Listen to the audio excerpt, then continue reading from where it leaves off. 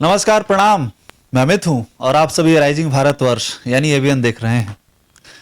मैं चाहता हूं आज की जो बातचीत है उसमें आप बिल्कुल आराम से बैठ जाएं, क्योंकि ये बातचीत अनस्क्रिप्टेड होने वाली है। जो फ्लो में आएगा उस पर बातचीत करेंगे, जो सवाल आएंगे मन में वो पूछे जाएंगे और उनका उत्तर भी उधर से आएगा।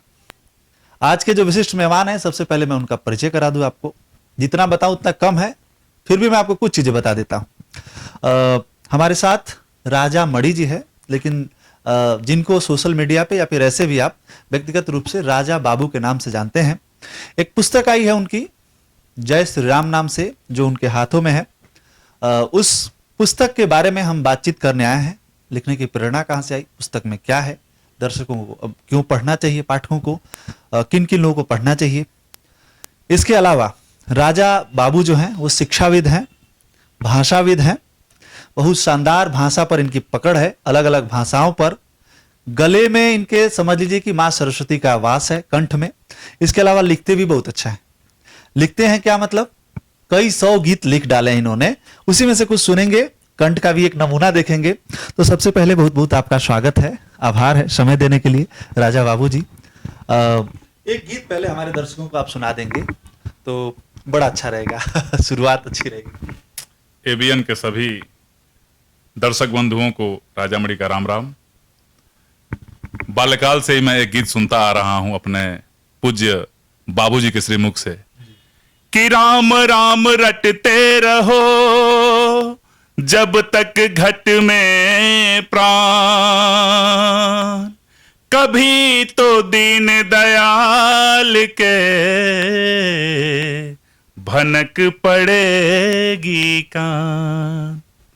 राम राम रटते रहिए। भगवान श्री राम दीन दयाल हैं, कभी न कभी आपकी खबर जरूर लेंगे। पूरी दुनिया की खबर लेते हैं। अच्छे हो बुरे हो सबकी खबर लेते हैं। तो आपने देखा कंठ में मां सरस्वती कैसे निवास कर रही हैं। तो शुरू करते हैं बातचीत। बातचीत अनस्क्रिप्टेड होगी, मैंने दर्शकों को बोल दिया है, लोड में वो भी नहीं है। आपने जो सकारात्मकता बांटी है उसके बारे में जानेंगे, किताब के बारे में जानेंगे। सबसे पहला सवाल यहीं से है राजा बाबू जी, ये जो पुस्तक है इसको लिखने की प्रेरणा कहाँ से आई? देखिए, जैसा कि मैंने आपको पहले ही मतलब गीत के माध्यम से बताया कि मेरे बाबूजी बचपन से ही कुछ भजन जो है गुनगुनाया करते थे और मैं बाल्यकाल से ही सुनता आया हूं। तो एक भजन और है कि श्री राम नाम की लूट है, लूट सके तो लूट, अंत काल पछताएगा जब प्राण जाएंगे छूट। तो पहली प्रेरणा तो मुझे यहीं से मिली। जब धार्मिक माहौल होता है घर में तो जो बच्चे होते हैं, बालक का मन कच्चे घड़े के समान होता है। चूंकि हम लोग बड़े हुए तो अब जान रहे हैं, जब हम लोगों के बच्चे हैं तो जब बच्चों का जो मन होता है वो कच्चे घड़े के समान होता है। जो आप माहौल दीजिएगा उस माहौल में ढल जाएंगे। तो प्रथम प्रेरणा जो मुझे मिली अपने बाबूजी के भजनों द्वारा मिली, अपने बाबूजी के पूजा करने के पूजा स्थल पर मैं बैठता था उससे मिली। और इस समय सबसे सशक्त प्रेरणा इस पुस्तक को लिखने की हमारे उत्तमोत्तम प्रदेश उत्तर प्रदेश के माननीय मुख्यमंत्री परम पूज्य श्री योगी आदित्यनाथ जी के मंचों से मिली है। पिछले साल जब यहाँ मतलब देवभूमि में माननीय जो है मुख्यमंत्री जी आने वाले थे, तो संयोग से मुझे अगली पंक्ति में मौका मिल गया खड़े रहने का। तो महाराज जी एक चीज बोलते हैं, जय जय श्री राम। वो मंचों से जब बोलते हैं जय जय श्री राम, जय जय श्री राम जब महाराज जी बोलते हैं तो स्वाभाविक रूप से आपके रोम रोम रोमांचित हो उठेंगे। आपके हृदय में एक भक्ति का भाव पनपता है, आपके हृदय में एक आध्यात्म का भाव पनपता है। और संयोग से मैं अगली पंक्ति में था और जैसे ही महाराज जी ने जय जय श्री राम बोला, वैसे मेरे अंदर से स्वाभाविक रूप से जय जय श्री राम निकलने लगा और वो वीडियो वायरल हो गया। मैं आपको बताना चाहूंगा, किसी ने बना दिया था। और उसके बाद मैंने जब वीडियो देखा, नेट पर कई लोगों ने शेयर किया था, उसके बाद मैंने कहा कि कुछ लिखना चाहिए। तो वहां से मुझे प्रेरणा मिली और मैंने ये जय श्री राम पुस्तक लिखी। पुस्तक का सार क्या है? वैसे तो जय श्री राम के बारे में है, यानी कि श्री राम जी के चरित्र के बारे में होगा, उससे हम सब क्या सीख सकते हैं, वर्तमान समय में इसका क्या महत्व है? देखिए, ऐसा है कि जीवन की भागम भाग ऐसी है कि श्री रामचरितमानस सभी के घरों में। आप किसी भी सनातन प्रेमी से पूछ लीजिए, किसी भी सनातन धर्म के व्यक्ति से पूछ लीजिए, आपको श्री रामचरितमानस जो आप पूछेंगे श्री रामचरितमानस आपके पास है, तो वो कहेंगे हाँ घर में है, लेकिन पढ़ते कुछ लोग हैं। तो ये पुस्तक हैंडी है, और श्री रामचरितमानस जैसे विशाल सागर से एक बूंद लेने का प्रयास किया गया है। इस पुस्तक को आप कहीं भी लेके जा सकते हैं, अपने बैग में रख सकते हैं, हाथ में रख सकते हैं, ऐसे हाथ में भी रख सकते हैं। देखने में देखिए हैंडी है। तो हमारी युवा पीढ़ी हमारे श्री राम जी को जाने और उनके आदर्शों को आत्मसात करे, नौनिहालों में इसकी प्रेरणा प्रदान करे, इसलिए ये पुस्तक जय श्री राम लिखी गई। अच्छे चरित्र के निर्माण के लिए प्रभु श्री राम के, मर्यादा पुरुषोत्तम प्रभु श्री राम के चरित्र को जानना जरूरी है, इसलिए पुस्तक पढ़ें। दर्शकों तक या पाठकों तक ये पुस्तक कैसे पहुंचे? देखिए, अमेजन पर आप जय श्री राम जब टाइप करेंगे, अमेजन पे पुस्तक मौजूद है। और जिस ऑफिस पर आप बैठे हैं, इस ऑफिस का नाम है गुरुजी पब्लिकेशन। इस पर भी ये पुस्तक मौजूद है। आप चाहें तो यहाँ आकर के देवभूमि में इसको ले सकते हैं, नहीं तो अमेजन पर आप ऑर्डर करेंगे तो आपको अमेजन पर पुस्तक आपके घर पहुंचा दी जाएगी, मेरी साइंड कॉपी। वाह, क्या बात है। मतलब साइंड कॉपी आपकी अमेजन, फ्लिपकार्ट पे अभी नहीं है, अमेजन पर है। अमेजन पे जहां से ये मिल रहा है, वीडियो के डिस्क्रिप्शन में आप उसका लिंक देख सकते हैं। If you want buy that book you can go and check that link below. अगले सवाल की ओर चलते हैं। आज का दिन बहुत काफी गर्मी भरा रहा है, गर्मी भी थोड़ी हमको हो ही रही है, लेकिन राजनीतिक गर्मी की मैं बात कर रहा हूं। बहुत भयंकर क्यों हो रहा है, दर्शकों को भी आप ये मालूम ही होगा, आप तक भी ये समाचार आ ही गया होगा ना जी। तो अतीक के जो अतीक हैं, उनके लड़के का एनकाउंटर हुआ है, इसको आप कैसे देखते हैं?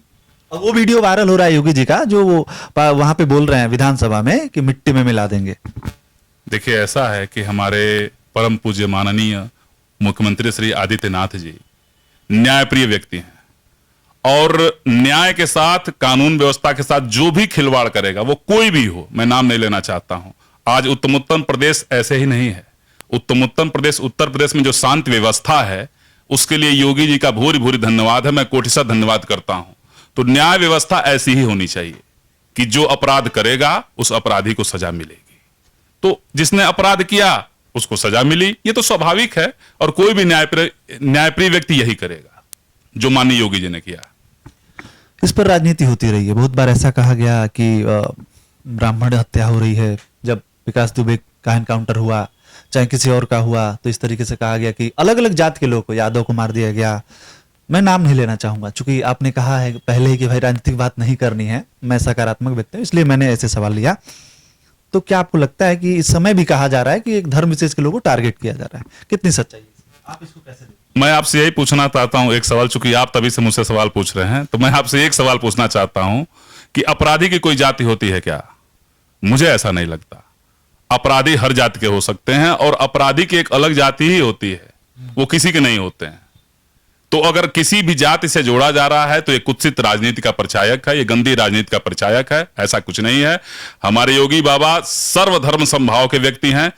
उत्तर प्रदेश में सारी जातियों को उन्होंने आवास दिया है, पेंशन दिया है, सारी मतलब जो सुविधाएं दी हैं, नौकरी सारे लोग करते हैं, तमाम लोग जो है राजनीति भी कर रहे हैं, उनको भी सारा मतलब जो संरक्षण है। क्यों योगी बाबा की पार्टी में सारी जाति के लोग नहीं है क्या? इसको आप किस रूप में लेते हैं? तो अगर इस पर कोई टिप्पणी करता है, गलत टिप्पणी करता है, तो वो उसकी छोटी राजनीति, गंदी राजनीति का प्रचायक हो सकता है। ऐसा कुछ नहीं। बिल्कुल, मुझे भी लगता है जो लोग राजनीति कर रहे हैं उनको करने दीजिए, लेकिन आप आम जनता हैं, आप सर्वे सर्वा हैं, आप इसको समझिए कि आपका इससे नुकसान क्या हो सकता है, फायदा क्या हो सकता है।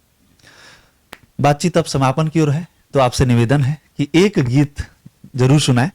चूंकि आपने बहुत सारे गीतों को लिखा भी है, तो इसके लिए एक रिक्वेस्ट आई थी बहुत लोगों से कि रामा रामा रटते रटते, सबरी के भाव हैं, मां सबरी के ये भाव हैं राम जी के लिए।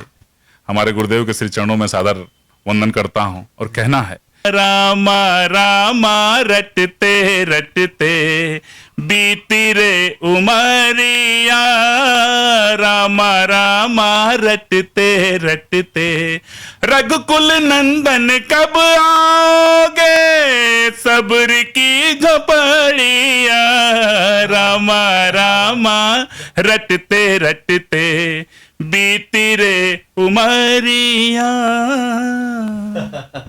क्या बात है, आपने देखा एक और नमूना किस तरीके से स्वर को ऊपर नीचे उतार चढ़ाव। बहुत बहुत आपका धन्यवाद, आभार समय देने के लिए राजा बाबू जी। बहुत बहुत धन्यवाद। जय श्री राम। तो आप सभी दर्शकों को भी जय श्री राम। जय श्री राम इसलिए कह रहा हूं क्योंकि इस समय धर्म को राजनीति का विषय बना दिया गया है। ये पूरा देश वसुधैव कुटुंबकम की बात करने वाली संस्कृति के लोगों का देश है। इसीलिए आप कभी भी इस तरीके की जो राजनीतिक लोग हैं उनसे दूरी बनाए रखें। आप अपने नफे नुकसान को समझकर समाज में क्या इसका मैसेज जाएगा तभी कुछ काम करें या सोशल मीडिया पर इस तरीके की पोस्ट करें। चलिए, बातचीत आपको कैसे लगी, राजा मणि जी की आवाज कैसी लगी, इस पर भी हमें राय दे। बुक के बारे में आपकी राय क्या है, पढ़ के कमेंट में हमें जरूर बताएं। वीडियो को अधिक से अधिक लोगों तक शेयर करें। चलिए, मिलते हैं किसी अन्य वीडियो में किसी अन्य मेहमान के साथ। तब तक के लिए नमस्कार, जय हिंद, वंदे मातरम।